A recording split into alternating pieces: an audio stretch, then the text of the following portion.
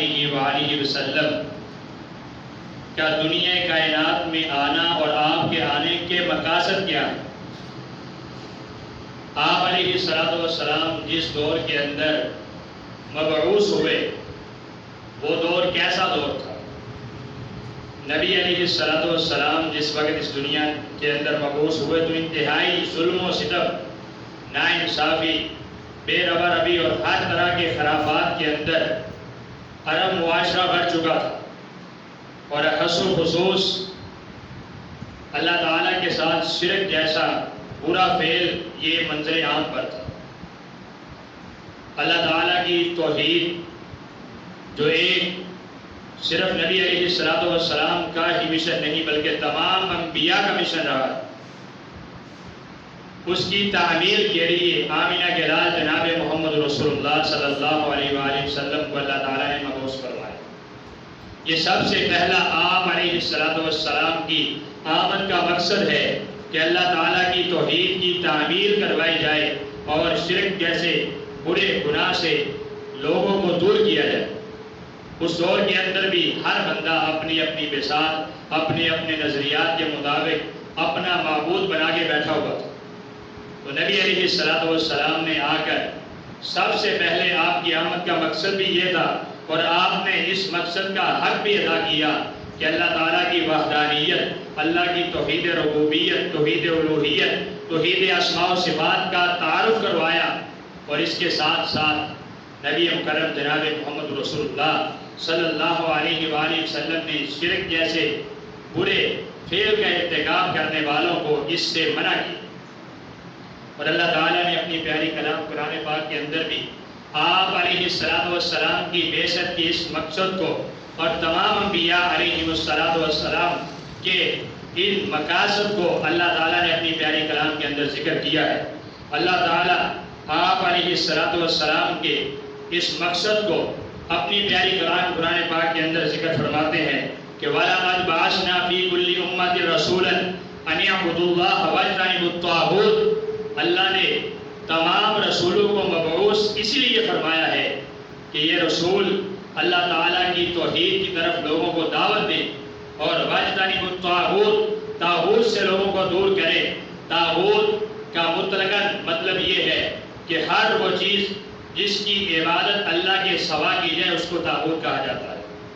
طاغوت سے دور کرنے کے لیے اللہ تعالیٰ نے انبیاء کو مبعوث فرمایا، اور آمینہ کے لال جناب محمد رسول اللہ صلی اللہ علیہ وآلہ وسلم کی آمد کا بھی سب سے بڑا مقصد یہ تھا۔ آج امت مسلمہ کے اندر بحیثیت مسلمان، چھوڑیے فرقہ واریت کو، بحیثیت مسلمان ہم نے اپنے پیارے محبوب پیغمبر امام الانبیاء جناب محمد رسول اللہ صلی اللہ علیہ وآلہ وسلم کے اس مقصد کو کتنا سمجھا ہے، اور اس مقصد کی تکمیل کے لیے ہم نے کتنی کوشش کی ہے۔ آج ہر بندہ نبی علیہ السلام کی ولادت کی خوشی اور محبت کا اظہار کرتا ہے، نبی علیہ السلام سے مختلف انداز میں محبتیں جتلاتا ہے، لیکن آپ علیہ السلام کی آمد کا جو مین مقصد کا کہ اللہ کی توحید کے لیے ہر الامکان کوشش کی جائے اور شرک جیسے جرائم کا معاشرے میں خاتمہ کیا جائے، اس کے لیے ہم نے کتنی محنت کی ہے۔ یہ لمحہ فکریہ ہے ہمارے لیے۔ ہمارے پیارے محبوب پیغمبر امام الانبیاء جناب محمد رسول اللہ صلی اللہ علیہ وآلہ وسلم کو اللہ نے مبعوث فرمایا، آپ نے حق ادا کر دیا۔ صحابہ کرام رضوان اللہ علیہم اجمعین نے آپ کی تعلیمات کو حاصل کیا، اور پھر اللہ کی توحید کے لیے صحابہ کرام رضوان اللہ علیہم اجمعین نے بھی حق ادا کیا، اور شرک جیسے برے فعل سے لوگوں کو دور کرنے کی حد الامکان کوشش کی۔ آج اگر ہم بھی محبت رسول کا دعویٰ کرنے والے ہیں، نبی علیہ السلام کی ولادت کی خوشی کا اظہار کرنے والے ہیں، تو ہمیں کم از کم یہ بھی سوچنا چاہیے کہ آمینہ کے لال جناب محمد رسول اللہ صلی اللہ علیہ وسلم کے آنے کا مقصد کیا تھا۔ ہم اس مقصد کی تکمیل کے لیے ایک ہو کر معاشرتی زندگی میں محنت کریں تو انشاءاللہ الرحمن انقلاب آ جائے گا، اور اللہ تعالیٰ کی کلام قرآن و حدیث پر لوگ خود بخود عمل پیرا ہونا شروع ہو جائے گا۔ آمینہ کے لال جناب محمد رسول اللہ صلی اللہ علیہ وآلہ وسلم کا دنیا میں آنے کا سب سے پہلا مقصد یہ تھا کہ اللہ تعالیٰ کی توحید یعنی اللہ تعالیٰ کی ذات کا تعارف کروا دیا جائے. اور یہ ہمارے ذمے ہے. چونکہ وقت مختصر ہے میں اشارتاً چند ایک مقاصد بیان کرنا چاہتا ہوں کہ نبی علیہ السلام کے دنیا میں آنے کے مقاصد کیا تھے.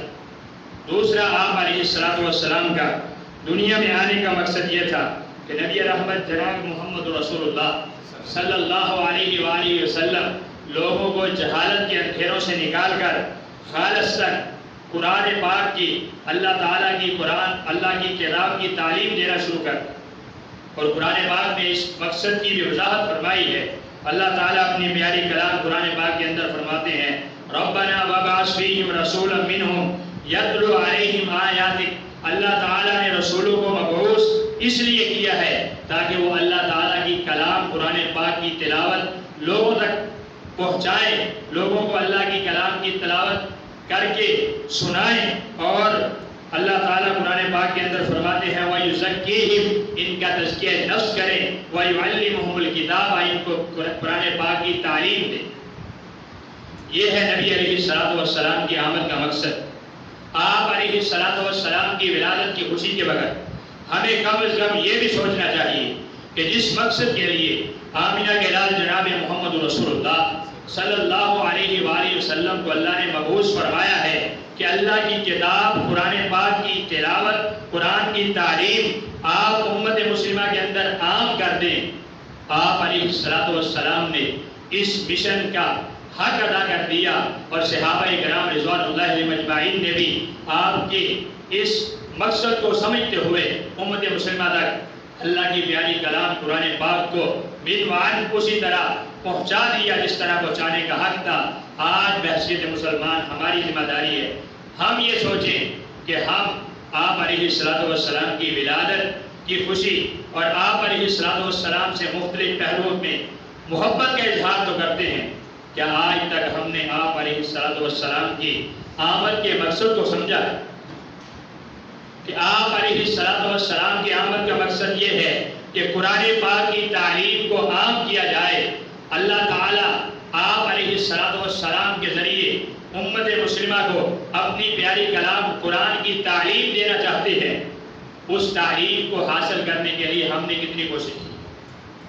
اگر ہم محبت رسول کا دعوت کرتے ہیں ولادت کے موقع پر ہمیں دلی خوشی ہے تو کم از کم ہمیں آپ کی تعلیم پر بھی غور و فکر کرنا چاہیے.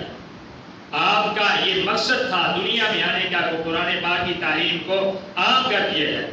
اور آج ہمارے معاشرے میں قرآن پاک کی تعلیم کتنی عام ہے اس کے بارے میں آپ اندازہ لگا سکتے ہیں بخوبی. چند مدارس ہیں کہ جن کے اندر قرآن پاک کی تعلیم دی جاتی ہے. امت مسلمہ میں اکثر و بیشتر ایسے افراد بھی آپ کو مل جائیں گے جو سال ہر سال بھی قرآن پاک کو کھولنے کے لیے تیار نہیں. ایسے افراد بھی مل جائیں گے جن کی زندگی کے اندر قرآن پاک شامل ہی نہیں ہے. باتیں کرنے والے بڑی بڑی باتیں کرتے ہیں اور مجلسوں میں دوسرے کو بولنے نہیں دیتے, اور جب آتی ہے قرآن پاک کی تعلیم کی باری تو شاید ان کو سورۃ الکوثر بھی سیدھا پڑھنی نہیں آتی, سورۃ الاخلاص بھی صحیح معنوں میں ادا نہیں کر سکتے, اور اس کا ترجمہ کرنا تو بہت دور کی بات. وَيُعَلِّمُهُمُ الْكِتَابَ وَالْحِكْمَةَ آپ علیہ السلام کو مبعوث کرنے کا مقصد یہ تھا کہ آپ لوگوں کو کتاب و حکمت کی تعلیم دیں. آپ نے تو وہ ہم تک احسن انداز میں قرآن پاک کی تعلیم پہنچا دی, اور اس مقصد کو ہم نے کتنا سمجھا ہے اور اس مقصد کو آگے لے کر ہم کتنا چلیں. جبکہ قرآن پاک تو ایک ایسی کتاب ہے, میں یہاں سیدنا ابو ہریرہ رضی اللہ تعالیٰ عنہ کی حدیث آپ کے سامنے رکھتا ہوں کہ دنیا کائنات یہ عارض زندگی ہے, یہ ختم ہو جانے والی ہے. پتہ نہیں مسجد میں ہم اس وقت تشریف فرما ہے, ہم میں سے کون باہر جائے گا یا نہیں جائے گا, یا یہ بھی پتہ نہیں ہمیں کہ ہم میں سے کون جمعۃ المبارک کی نماز بھی ادا کر سکے گا. یہ ہماری زندگی کی یہ حقیقت ہے.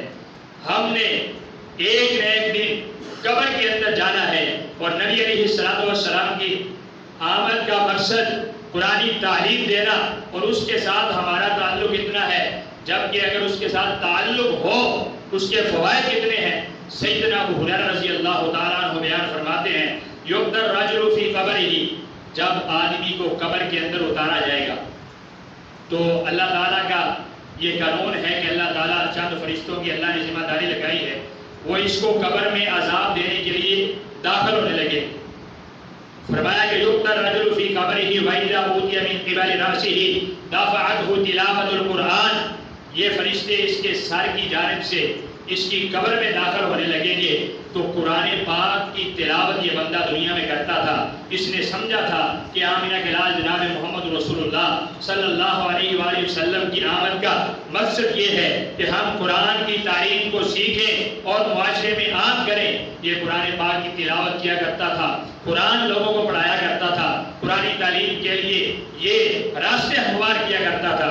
فرمایا کہ وہاں فرشتے اس کو عذاب دینے کے لیے قبر میں داخل ہونے لگے کہ دفعتہ تلاوت القرآن، قرآن کی تلاوت اس کا دفاع کرے کہ ان فرشتوں کو قبر میں داخل نہیں ہونے دے۔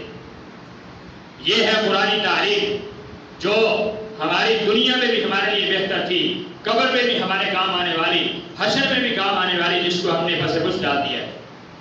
آپ علیہ السلام کی آمد کا یہ ایک بہت بڑا مقصد تھا کہ قرآنی تعلیم کو عام کیا جائے۔ اور اس روایت کے کو مکمل کرتا چلو فرمایا کہ جب یہ فرشتے ان کو قرآن کی تلاوت داخل قبر کے اندر نہیں ہونے دے گی تو پھر اس کی باڈی کے درمیان سے قبر میں داخل ہونے لگیں گے تو دافعتہ صدقہ، تو صدقات و خیرات یہ بندہ دنیا میں کرتا رہا۔ یہ عمل اتنا عظیم تھا کہ اس نے اس بندے کا دفاع کیا اور قبر میں فرشتوں کو داخل نہیں ہونے دیا۔ پھر یہ فرشتے اس کے پاؤں کی جانب سے قبر میں داخل ہونے لگیں گے اس کو عذاب دینے کے لیے۔ فرمایا وَإِذَا أُوتِيَ مِنْ قِبَلِ رِجْلَيْهِ دَفْعُهُ مَشْيُهُ إِلَى الْمَسَاجِدِ، تو اس کا مسجد کی طرف چل کے آنا یہ بھی اتنا عظیم عمل تھا کہ مسجد میں آتا تھا کبھی قرآن پاک کی تلاوت کرنے کے لیے، کبھی نماز تہجد ادا کرنے کے لیے، کبھی نماز اشراق ادا کرنے کے لیے، کبھی خطبہ جمعۃ المبارک ادا کرنے کے لیے، یا اللہ سے مناجات کرنے کے لیے اللہ کے گھر میں آ کے بیٹھتا تھا۔ یہ چل کر آنا بھی اتنا عظیم عمل ہے۔ دفعہ مشیہ الی المساجد، یہ عمل وہاں کھڑا ہو جائے گا اور ان فرشتوں کو قبر کے اندر داخل نہیں ہونے دے۔ اس وقت پتہ چلے گا کہ قرآن پاک کی تعلیم کتنا انمول ذخیرہ ہے ہمارے لیے۔ آج امت مسلمہ کی پستی کا سب سے بڑا سبب یہ ہے کہ ہم نے قرآن تعلیم سے منہ پھیر لیا۔ تو آئیے آمد مصطفیٰ کا دوسرا سب سے بڑا مقصد یہ ہے کہ قرآن تعلیم کو عام کیا جائے۔ اللہ تعالیٰ نے اپنی پیاری کلام قرآن پاک کے اندر بھی اس بات کی وضاحت فرمائی ہے۔ وَالَّذِي بَعَثَ فِي الْأُمِّيِّينَ رَسُولًا مِّنْهُمْ يَتْلُو عَلَيْهِمْ آيَاتِهِ وَيُزَكِّيهِمْ وَيُعَلِّمُهُمُ الْكِتَابَ وَالْحِكْمَةَ وَإِنْ كَانُوا مِنْ قَبْلُ لَفِي ضَلَالٍ مُّبِينٍ۔ قرآن پاک کی تعلیم سے قبل حقیقت بات یہ ہے کہ معاشرہ کھلی گمراہی میں تھا۔ قرآن پاک اس کی وضاحت کرتا ہے۔ تو آج قرآن پاک کی تعلیم تو موجود ہے لیکن اس کو کوئی سیکھنے کے لیے تیار نہیں، اس لیے آج بھی معاشرہ کھلی گمراہی میں ہے۔ ہمارے پاس ایک آئیڈیل نمونہ موجود ہے لیکن اس آئیڈیل اور نمونہ پر ہم چلنے کے لیے تیار نہیں۔ سادہ زبانی دعوے کرتے ہیں کہ حرمت رسول پر جان بھی قربان ہے، غلامی رسول میں موت بھی قبول ہے۔ آپ علیہ السلام کی آمد کے جو مقاصد تھے ان پر ہم نے کبھی غور نہیں کیا۔ ضرورت اس عمل کی ہے کہ اگر ہم حقیقی محبت کے دعوے دار ہیں تو پھر آپ علیہ السلام کی آمد کے مقاصد کو سمجھیں۔ پہلا مقصد یہ تھا کہ اللہ کی توحید کا تعارف، توحید ربوبیت، توحید الوہیت، توحید اسماء و صفات، اس کا تعارف کروایا جائے اور اس پر ڈٹ کر کھڑے ہوا جائے اور شرک جیسے برے افعال سے دور رہنے کی کوشش کی جائے اور معاشرے کو دور رکھا جائے۔ دوسرا آپ کی آمد کا مقصد یہ تھا قرآنی تعلیم و معاشرتی زندگی میں عام کیا جائے۔ آج اگر ہماری زندگی کے اندر قرآنی تعلیم عام ہو جائے، گھروں میں قرآنی تعلیم کا ماحول بن جائے تو انشاءاللہ الرحمن ہم نے محبت مصطفیٰ صلی اللہ علیہ وسلم کا حق ادا کر دیا۔ تیسرا مقصد اسی آیت کے اندر اللہ تعالیٰ نے ذکر فرمایا ہے کہ آپ علیہ السلام کا دنیا میں آنے کا مقصد یہ تھا کہ اللہ تعالیٰ کے محبوب پیغمبر امام الانبیاء جناب محمد رسول اللہ صلی اللہ علیہ وآلہ وسلم قرآنی تعلیم کے ساتھ ساتھ حکمت بھی معاشرتی زندگی میں لوگوں کے اندر پھیلا دیں، لوگوں کو حکمت کی بھی تعلیم دیں۔ جس طرح قرآنی تعلیم ضروری ہے، اسی طرح حکمت اور دانائی بھی ضروری ہے۔ بعض اوقات تعلیم تو ہوتی ہے لیکن حکمت اور دانائی نہ ہونے کی وجہ سے وہ تعلیم بھی فتنہ بن جاتی ہے۔ تعلیم کے ساتھ ساتھ، قرآن و حدیث کی تعلیم کے ساتھ ساتھ حکمت، دانائی، تحمل، بردباری، سنجیدگی، یہ بھی انتہائی ضروری ہے۔